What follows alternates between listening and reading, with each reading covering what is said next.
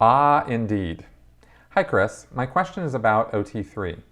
It has been so widely publicized over the years, and although Scientologists are kept in a bubble, I find it hard to imagine in today's information age they haven't heard of its details. I've seen people bring it up to the body routers in the street when they try to solicit stress tests as well. If I were to walk into a Church of Scientology today and express interest in joining, but voice concerns about thinking OT3 is silly, in detail, I am certain they would just deny its existence. Suppose I stuck it out and paid enough money to get to OT3.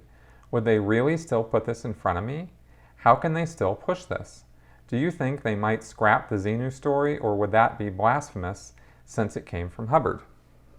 Okay, well, some of your question is a little unrealistic, so I'm just going to address this with the information that I know or experienced when I was in Scientology.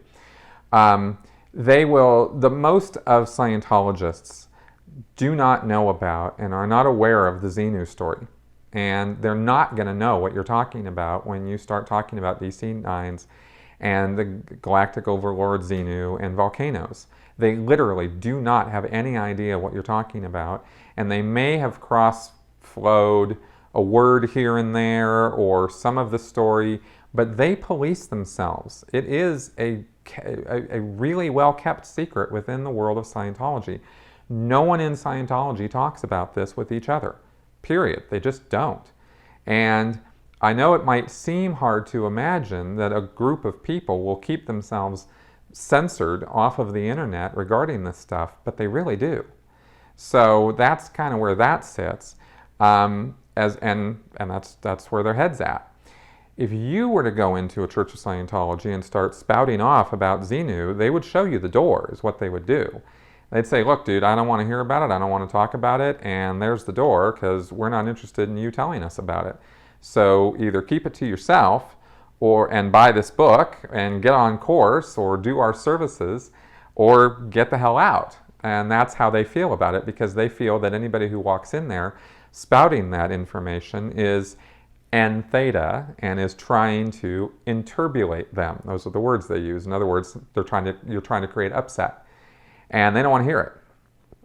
Now, something else you might want to know about is I was working at the Advanced organization in Los Angeles, and was at sort of the gateway to people getting onto the OT levels. I was in charge of the area that delivered the services preliminary to getting onto the OT levels.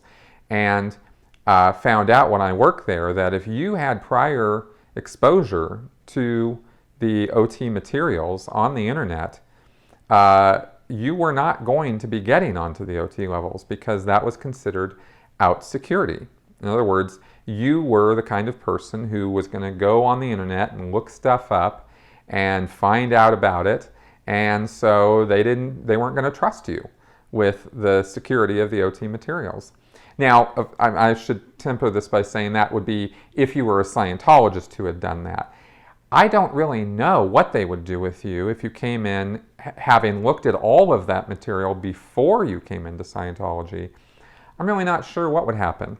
But yes, they would, if they did allow you to get onto the OT levels, that's the material they have. They're not going to change it for you or tell you it's something different just because you read it and think it's ridiculous. If you get to that level in Scientology where you've paid like over $100,000 at this point. So this is you're pretty in. So it would be a little bit silly to get to that point, pay that much money, and then say, yeah, I really want to do the OT levels, but although this whole Xenu thing is all just ridiculous, if you come in with that attitude, you're definitely not getting anywhere near the actual OT materials. So that's kind of the reality of it, and I hope that gives a little bit better idea of what goes on in the church with this stuff and why, and how they would treat you with that.